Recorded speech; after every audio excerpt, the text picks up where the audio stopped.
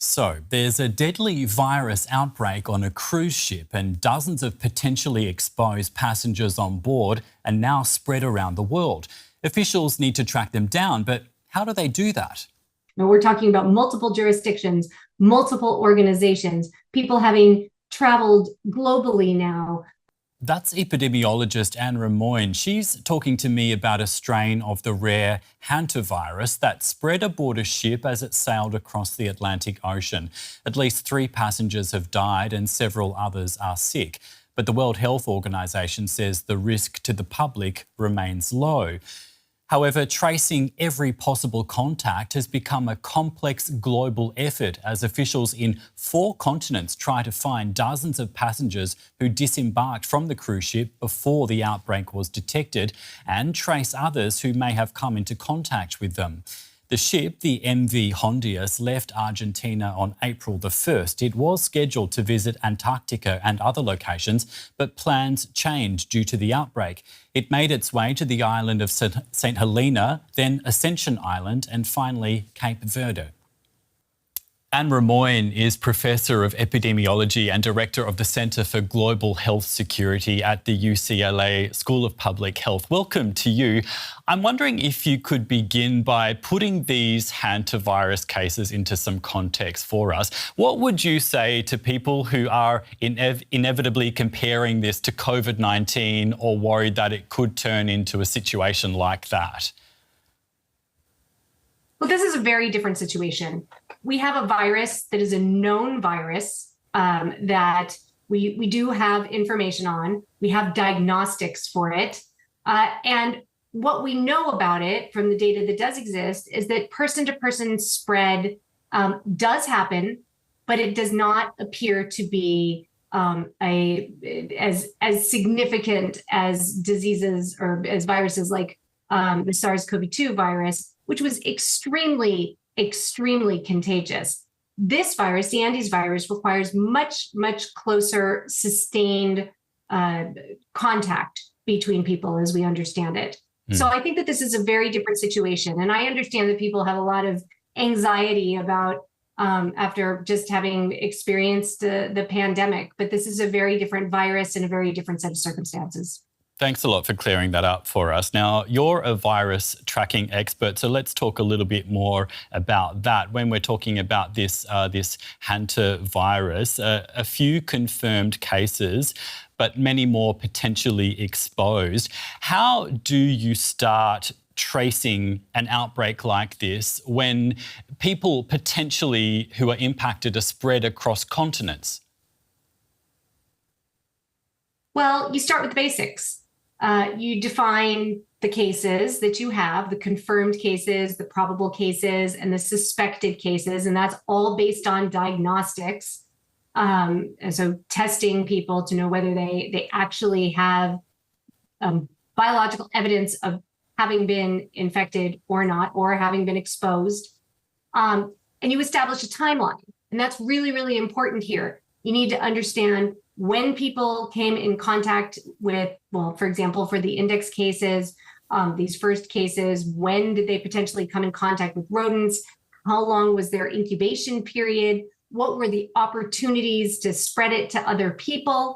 And on a ship, that's going to mean really understanding, people where they were, how long people were in contact, were they sitting and eating together, what kind of excursions they were having, what kind of medical encounters there were, social contacts, and caregiving contacts. So you need to compile all of this information and really be able to pull all these pieces of the puzzle together to understand exactly who's had it, what the exposures were, and what the likely onward exposures could be. And then you're going to want to quarantine those people until they're through this potential period of incubation.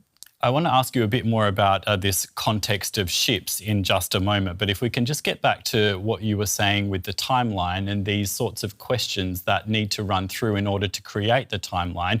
Once that's done, is it possible at all to trace everyone?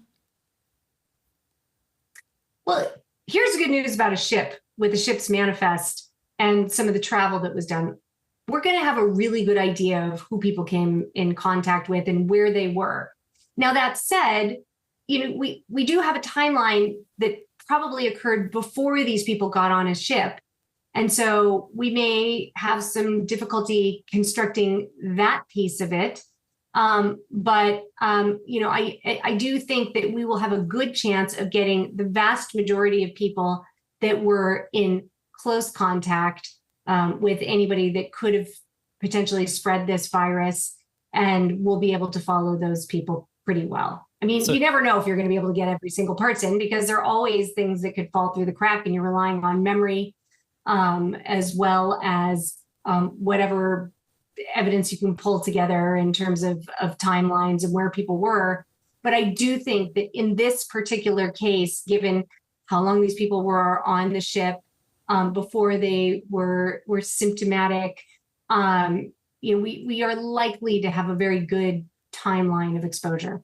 Okay, that's some good news. I want to play you a soundbite from a passenger aboard this cruise ship. We'll listen to that and come back to you in just a moment. On 12th of April, when the first passenger passed away, we were told that that passenger passed away because of the natural causes. The captain said, we are not infectious. So we didn't isolate ourselves. We were together at dining rooms. Mostly I was trying to understand the situation, but the information was not enough. Anne Rimoin, I played that not to point fingers or blame, because what the passenger described happened before authorities knew that a hantavirus was the culprit. But was this a missed opportunity to contain the outbreak? Well, I mean, here's the thing about a hantavirus infection is that it often looks just like a respiratory infection. And sometimes with hantapulmonary syndrome, it can happen very abruptly and acutely. And if this individual was older, it just might have looked like some other kind of circumstance. So, until you're suspecting an infectious agent here and knowing that you're going to have to test for things, I think it's very complicated to say, well, they should have suspected something like this, because I don't think at the time and I know just about as much as you do, because I'm not working specifically on this investigation, but I'm certainly following along and reading all the information that's available. And if the wife at that time did not have respiratory symptoms, which it doesn't seem like she did, it's very, very understandable that people would have thought, this just has to do with something else. Okay, that's fair enough. Now, I'm wondering if you could explain for the people watching what tools or data, what's relied on to track the spread of viruses, particularly one like this. Where you're going to use all of the epidemiologic tools that you have, both kind of the standard shoe leather epidemiology that we talk about in terms of interviewing people and understanding where they've been and all of the exposures that they've had, that include other people, environmental exposures, rodent exposures, travel histories, their own medical histories to understand who may or may not be more vulnerable. And then using all of those molecular epidemiology tools like sequencing and serology and, being able to and PCR. So, being able to determine, has somebody been acutely infected? Did somebody have some sort of exposure that resolved without understanding that they had it, maybe an asymptomatic or a very few symptoms that might have gone unnoticed? And then also sequencing the cases that they find the virus, so that they understand, are these cases that are all linked? Have there been any mutations to the virus that might suggest something new? Which I understand there has not been anything new here, that these samples were very, very similar to what they've seen previously with Andy's virus before. So there are lots of tools available to solve this mystery. Are there any blind spots in contact tracing? there are always blind spots. There are always going to be blind spots in contact tracing because you can only use the information that you have. I mean, now having flight manifests and boat manifests and travel itineraries and, you know, those kinds of pieces, that's very, very helpful. But it also requires people to remember where they were and who they were in contact with and what the circumstances were. And there's always going to be some human error there.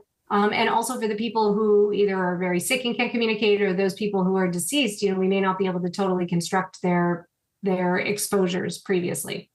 Now, as I understand, this particular strain of the hantavirus has a 6-week incubation period. Does that mean when that time's up that we could potentially be seeing more cases, and that those cases will need to be monitored wherever they are? Sure.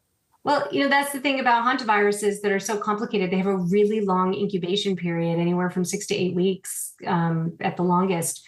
So it can take a long time for people to become symptomatic and then become sick. And the other thing that's a little bit tricky about this virus is that it appears that people can be symptomatic during what we call the prodrome period. So just when they're starting to not feel well, maybe having a little bit of a fever and not knowing that they're sick at that point. So the good news is it takes a long time. So it means that if you identify people early, we'll be able to get those people into quarantine and keep them away from other people so that they don't have the chance to be able to spread it onward. But, you know, in this case where it was finally identified, took a really long time, and now to reconstruct all of those exposures prior to that time is going to be really critical.